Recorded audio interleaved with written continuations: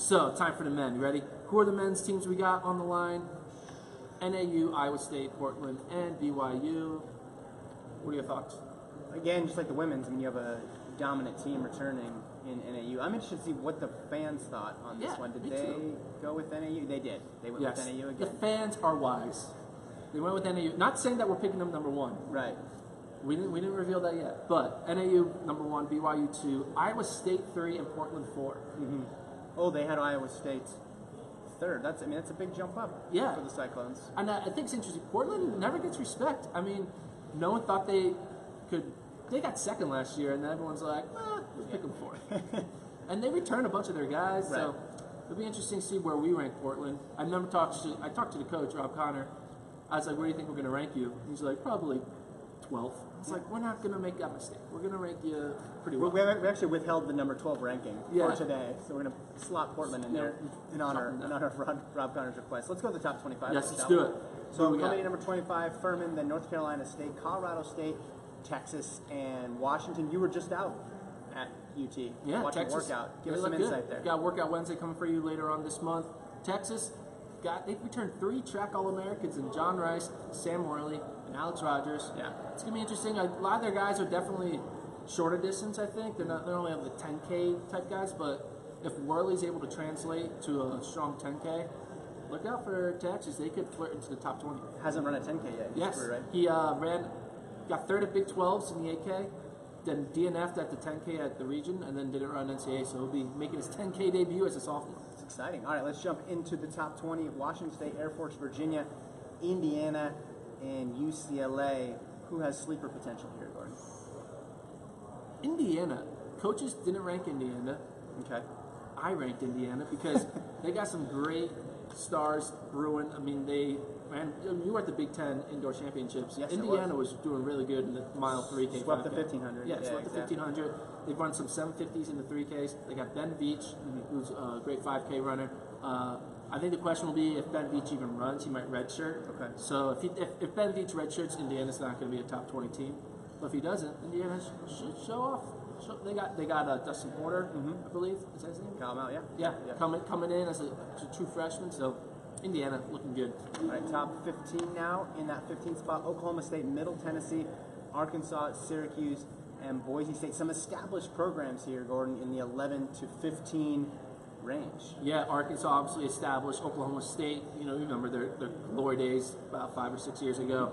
Syracuse, obviously, after the graduation, their big three in Benny, Germano, and Knight. What was his name?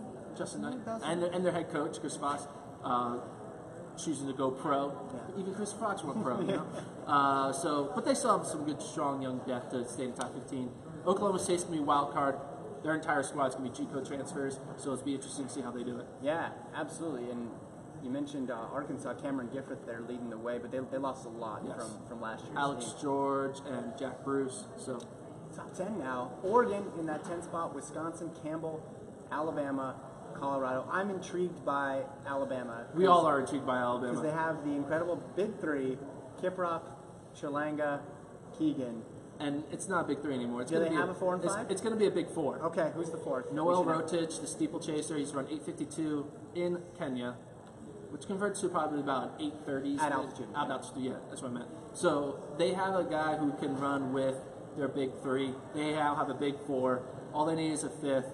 And, I mean, we have them 7th with their 5th getting like 100 and we're getting like 200. Yeah. If their 5th can score 100 points, they might podium. They might win. Because their top 4 are going to score 50 points. It'll be interesting to see what the top 3 do at nationals. So remember, in the 10K, they just took off and pushed the pace, and ultimately they got caught. But in cross country, I think those tactics would work differently. But I don't think anybody has a bigger, more potent 1, 2, 3 right now. Oh yeah, no. I mean, no. Alabama's great. Yeah, they're really good. I mean, that's the most fascinating out of this group. Oregon, obviously, a lot of change there. Brody Hasty decommits and then goes to NAU, and they lost some with graduation. Where do you think the Ducks fit into all this? 10th. That's where they fit. I have them 10th. I don't know. I think they're going to be interesting. They're definitely more of a miler type program. Say James West. Yeah, James West and Reed Brown and all the like Cooper Tier, yeah, he's more More 5K. 5K, yeah. But in general, they don't really have like that cross country grinder type guys. They have the more like sit kick, like tactical racer type guys. So Oregon, I don't think they're going to have that great of a cross country season, but their DMR is going to be great. They're going to have 3 guys make the 1500 meter final. They'll qualify a bunch of guys in the 3K mile indoor. So Ben Thomas is a good coach. You saw what he did at Virginia Tech. Yeah. Oregon's going to be fine. Yeah, So. and then Wisconsin, Morgan led by McDonald, baby. Morgan McDonald, Oliver Hoare too. That's a really good Aussie 1-2. duo. And they'll be racing at home a bunch this year in Madison. Let's get. We got to go to the we should have a pre-show at the Outback Steakhouse in Madison with these 2 guys, and we could just have a party. That's what I want to do. Top I mean, 5. Morgan McDonald be a senior. Like whatever. We're gonna be there enough times. Yeah, let's do it.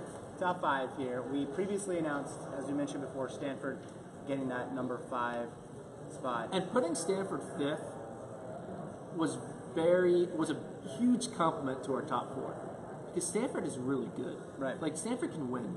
Like they have a strong top 3: Grant Fisher, Stephen Fahey, and Alex Osberg. Thomas Ratcliffe is back. They are like they can win. This might be their best team, and they've podiumed the past 3 or 4 years. And this could be their best team on paper. So the fact that they're 5th is not a detriment to Stanford, but a compliment to our top 4. Yeah, and Fisher obviously will be in the mix individually So as well. I think there's going to be a time in the season we're going to start ranking Stanford in the top 4. It's just preseason. Let's give some love to our top 4. Right? All right. Speaking of our top 4, who do you think is number 4? I know who's number 4. You do know, so I shouldn't ask Let's you. pause for a moment and let people guess. Think. You're thinking 1, 2, 3. It's Iowa State. Iowa State. Good squad here. 7th last year. They didn't have any seniors on that team. Andrew Jordan, one of the more, in my opinion, unheralded runners in the NCAA, but they also have Edward Kurgat, Stanley Langat, Dan Kurtz, Thomas Pollard. I mean, a really deep squad across the board. Yeah, and interesting, Iowa State, they added Edwin Kurgat, who ran at NCAAs last year under Tennessee Martin's jersey. If he was on their roster at NCAAs last year, they would have beat Stanford and got 4th. So this is a squad that technically was virtually 4th last year and returned everyone. So that's why they're 4th this year. And I know you mentioned the guys. I think another guy who no one's talking about, they got some... Give me somebody who no one's talking about. Chad Johnson, a freshman. Ocho Cinco? Yeah, Ocho Cinco's there from Ohio. He's run 8:52 in the 3200. He was 11th in Foot Locker. And also they have... He's running 8:52. That's Ocho. 8:05. That's interesting. Exactly. And I also believe Festus Legat, who was our number 1 guy. I keep bringing him up. You've been mentioning hyping Festus Legat for 365 days now. Why stop now? It's bound to hit, you know? A clock is Festus right all year twice a long. year. It's twice a day. So Festus Legat maybe show up and be in their top 5. But Iowa State, their team has only 1 senior. Let's do preseason 2019 rankings. Iowa State's number 1. We're already going way too early predictions. Iowa State is going to win the 2019 title. That's some Cyclone fans here. Very Cyclone, excited. yeah, he's pumped. Top 3 now. What do you got? Number 3 spot. Is it going to be Portland or BYU? It is going to Portland. Rob Croner's crew up there in the Pacific Pilots. Northwest. 2 big returners who made the Flow XC top 25 individually, and Noah Shute and Emmanuel Rudolph Levesse. He was very strong last year. He was 11th. And they lose 2 of their top 4, though. Testament to the strength of the program that they're projected to be, again, on the podium this year. Yeah, I mean, they lose some of their good cross-country stars, but they have a lot of guys who didn't have strong races at NCAAs who are better than where they finished. Like, I guarantee Rob Connors, the way they finished in 2017, the order, he probably did not think that was going to be the order. There was guys who finished 6th and 7th who he thought would be 3 and 4 on his team. And that's bound to happen. You know, people step up, people don't have a good race. But those 6 and 7 guys are 3-4 type capable guys. So I think that's why they're ranked 3rd and not dropping out of the top 4s, because they have the talent to put together a strong top 5 to flirt with the podium and challenge for a win. Again, from 1 through 5, these are all not like, oh, you're the 5th best team, you're the 4th best team, you're the 3rd best. You're 1A, 1B, 1C. Right. We just have to put you in an order. Yeah. And they all have the potential to, on a good day, right? yeah, Win it. and I think it'll be interesting to see. They also have a transfer coming in Okay. from St. Mary's. It's unofficial, but I think it's happening. It's not on the roster yet, but I'll report it. I think he's going to be on the roster. Gabe Arias Sheridan from St. Mary's. He's a fourth year, fifth year transfer. He was 47th at NCAAs in 2016. So kind of similar to like when Matt Welch from Minnesota joined that program and was their fourth man. I think they had their Matt Welch in 2018 and Gabe Arias Sheridan, who was 47th in 2016. So that's why Portland is looking good. They got some depth. Let's hop into the top 2 now. Only 2 squads remaining. Okay, I'm not going to lie. This order originally was the opposite, right? And we kept it this way, or I kept it this way until Brody Hasty went to NAU. And because Brody Hasty went to NAU, we dropped BYU back to second.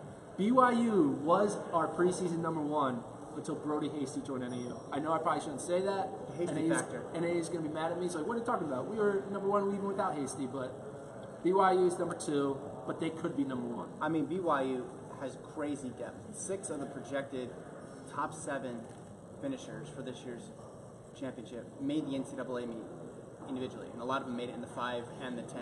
They had 2 steeplers who were All-American. I mean, Rory Linklater, Connor McMillan. I mean, the list just goes on and on. Mance. I mean, Clayton Young, Matt Owens, Clayton Shumway.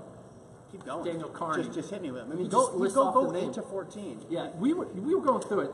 BYU's 8 to 14 would probably finish 10th at this meet. It's incredible when you look at just how many guys. Like, you just look at their 10K or 5,000 meter PRs, how they stack up with the rest of the country. I mean, McMillan last year, obviously, BYU didn't have the meet that they wanted to last year. That's not a controversial opinion at all.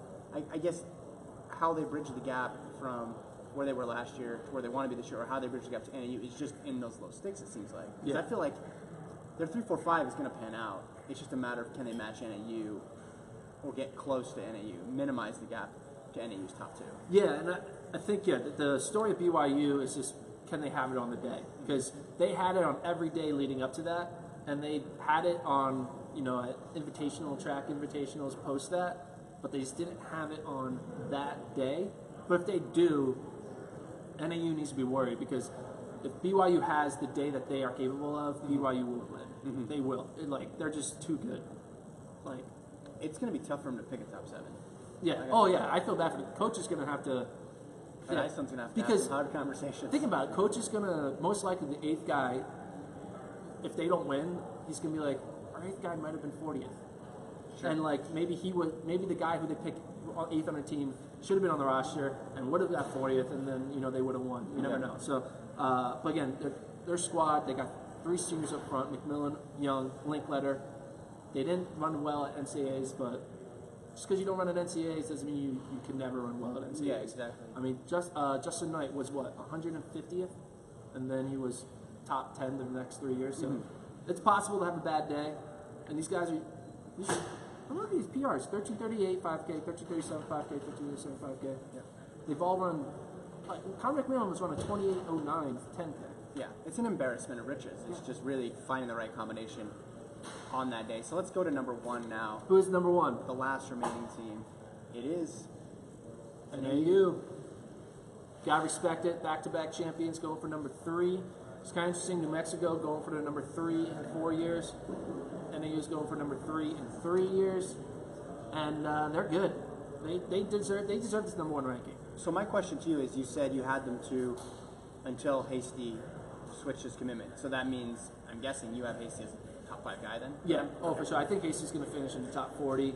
I think he'll be most likely their number 4 or 3 guy. Okay. That's in my opinion, depending on how Peter Lamont does. But again, obviously we know Matthew Day, it's a combination. That's the Superman. Matthew Daxter and Tyler Day. I don't want to race against a Matthew Day. They're both going to finish in the top 5. So they got already probably 5 points for the first 2 guys. Exactly. And then after that, it's kind of like, we'll see. They had a great. Can they do it again? Yeah. I mean, the question, I think the big X factor in the whole meet is Peter Lamont. Yes. After he ran out of his mind last year, can he duplicate that in 2019? I mean, they have some strong, obviously, runners behind him, so it's not like it's all on him, but I think he has such a high ceiling. But you have Beamish, you have Luis Grijalva, who made the NCAA meet in the 1500 in the spring, had a great freshman year, and then you throw Hasty in the mix there. But two solid bets, right, with Day and Baxter up front. So you're right. You're basically saying, well, what do our next three guys score? Because our top two are going to score fewer than 2 points, probably. I think the key for NAU, I mean, obviously, if Peter Lamong is Peter Lamong of that day from last year, they win because, you know. Yeah, you have three guys then in the top. Yeah, you're going to be good. I think the key is, I mean, they're going to expect him to still do that, but they do have, they're number 4, 5, 6. They are capable of having Peter Lamong type races. Like, Louis Carvalho can finish 15th. Like, he's that good. And Brody Hasty could have a great day. I mean, Grant Fisher was 17th as a true freshman. Brody Hasty could finish in the top 20 as a true freshman. Yeah. And Blaze Farrow's good. Jordy Beamish was 40th last year.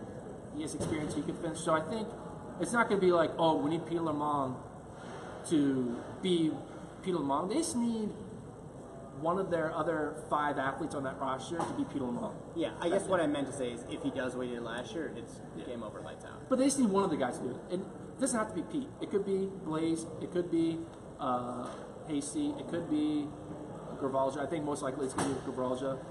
That's what they need. They just need one of their non-Baxter day just to have a great top 15 finish. Yeah, I guess the variability there, Lamong is what fascinates me. But should be a very competitive race. Should be a very interesting season to see. I guess even for BYU, who makes that cut, and also who jumps up, who makes an impression starting just in over 2 weeks in Madison at the Nuttyco meet. So we got our rankings in lock now. NAU, BYU, Portland, Iowa State, and Stanford. I think on the women's side, I would say there's probably 5 teams that I could say could win it all.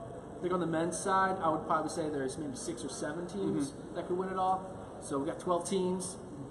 We're all going to be, one of them's going to be hosting the trophy in Madison, live on FloTrack. But before we're live on FloTrack in Madison at NCAA's, we're going to go there in about a few weeks, right? Yeah. What's our upcoming live schedule like? We have the Nuttyco meet, so that's 2 weeks from Friday. This Friday coming up, September 29th or 30th? Yeah, Friday. exactly. And then following that, the next day on the Roy Griak on Saturday. Then 2 weeks after that, we have the Pre-Nationals meet back in Madison. We're going to be live at the Big 12 Championship, the Mountain West Championships, Big 10 Championships. We're going to be live at the West Regionals, the Great Lake Regionals, and the Mountain Regionals. Ooh, Mountain Regionals, BYU, NAU, Colorado, at New Mexico in there. Oh, it's going to be nuts. And then we're going to be live at D1, D2, and D3 Nationals. It's going to be hot. It's going to be great. But just want to let you guys know, we're going to be doing this show every Monday whenever we release the rankings. And every 2 weeks. You'll be able. You're not going to be refreshing the page to find out what the rankings are. We're just going to reveal it live to you here on Facebook. Is that about it? That's about it. Thanks everybody for tuning in. Yes. I'm Gordon. This is Kevin. Talk to you guys in a couple weeks. See ya.